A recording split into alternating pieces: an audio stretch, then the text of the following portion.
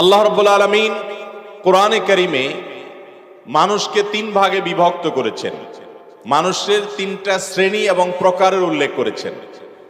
এক শ্রেণীর মানুষ হলো ঈমানদার, বিশ্বাসী। অপর শ্রেণীর মানুষ হলো কাফির বা অবিশ্বাসী। আর আরেক শ্রেণীর মানুষ হলো কপট, অর্থাৎ যারা বিশ্বাসীর ভান করে কিন্তু তারা বিশ্বাসী নয়। এই তিন শ্রেণীর মানুষ সম্পর্কে আল্লাহ রাব্বুল আলামিন সূরা বাকারার একেবারে শুরুতে আলোকপাত করেছেন।